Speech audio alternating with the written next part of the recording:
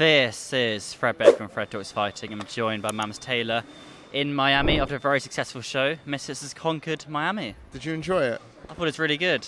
At the start, I saw a few people saying about how many people there were here, but it filled out. Towards the end, everyone was here. It filled out, and, people love to be negative. I mean, if you watch any traditional boxing show, it doesn't, no one's there in the first few fights, Yeah. But if it happens to us, it means, oh my God. It definitely filled out pretty nicely. I'm very proud of the show overall, and I think there was a night of great fights, great technical fights, really good entertainment overall. Probably the most technical non-PPV show Misfits have put on so far. I mean, the Ace Musa and Lil Cray Cray technical, the last one. Even the girls impressed me. The girls, maybe not as technical, but they, Leah Gotti made an impression. I've never seen that. I think that might be one of the better debuts in boxing for a girl, for a female crossover boxer. I think Elle on Misfits was best debut, which she beat Faith Wardway. Yeah, well, she was on Misfits, but she'd fought before, hadn't she? Yeah. So that was her first ever fight. I'm big on her right now. Like I think she's with, that was 2 months training, with a lot more training and everything. I think she could actually she could be a contender here. On the Leah Gotti hype train for sure. Any other fights that stood out for you tonight? Honestly, let's go through them, Frederick. Let's start with the lightweight. The lightweights then, Lil Cray Cray, Ace Musa. Very, very technical. Both are very, very beat up after. Look, people are saying, why is Cray Cray back in the tournament? He had the closest fight. Some said that arguably he won his last fight. Some said that. It was a very close fight he had with Yuddy Yang. Okay? So he was the first choice to come back when Waleed got injured and can make it to the fight. So having said that, I think, again, this was a very close fight. Credit to Ace Musa. He's a tough customer. It could have gone either way, but I think Cray Cray just nicked it. It was that final round. Very, very close for sure. And then Anthony Taylor, surprising everyone, A, by being very exciting, and B, by getting his first stoppage win in Misfits. Look, Anthony Taylor, for me, fighter of the night. His demeanor was different. He's obviously trained a lot harder. He listened when we said no more hugging. And I'm so happy for him. I really think he deserves his flowers because this guy transferred all the energy of frustration to fight KSI and to not be able to fight KSI and brought it into his fight with Samuel Erickson. It was the best thing Anthony Taylor could do is use all his anger towards not being able to fight KSI and use it into this fight and make a big, big statement. He was cool, calm, calculated in there. Really, Samuel Erickson went for that looping right and he couldn't catch him with it. He saw it coming a mile off. AT did very well, but big improvements for him. Look, Jahan, he's an excellent talent and he was up against an ugly fighter that he couldn't display his skills fully on, with a lot more experience than Jahan, don't forget, So I think he'll learn from that, and I think it wasn't an opportunity for him to showcase his talent against a bum. He was up against a guy who's a tough, durable journeyman. Well, Jahan's 5'5", and his opponent was like 5'11". A lot bigger. Yeah, and he rehydrated nicely, but he did very well. You can see he's got some magic.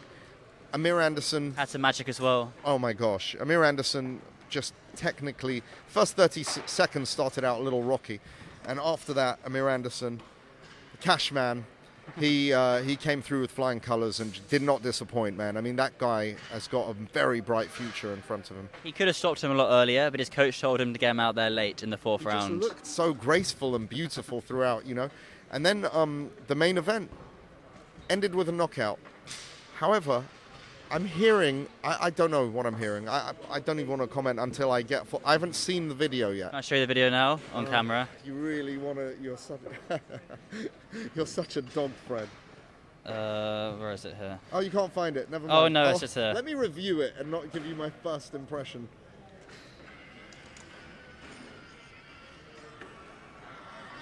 Okay, run it back.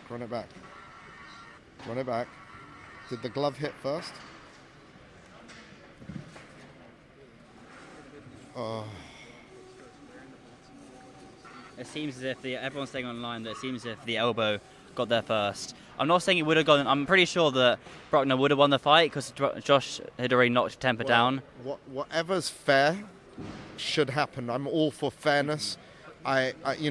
No one wants. I remember when KSI and Fournier, I didn't see that, yeah, and I jumped up and down celebrating for KSI, and it was like it just looked like a clean knockout, right? As I'm heading into the post-fight press conference, people are showing me, oh look, it's an elbow, and KSI didn't know, so we're both looking at each other and like, shit. We've had this nightmare before. Oh my God, yeah. So like, I feel for both of them in this situation. I really do. No one wants to see that, you know, and taint what would otherwise be a fantastic victory. So let's see what happens, you know, let's see what happens. It's really fresh, and that's the first time I've seen the footage of it. So whatever the right and fair thing to happen, I'm sure will happen. Misfits are always good at this. They've been here before. They know how to handle things fairly. I think that's very safe to say. But anything else on the show you want to touch on?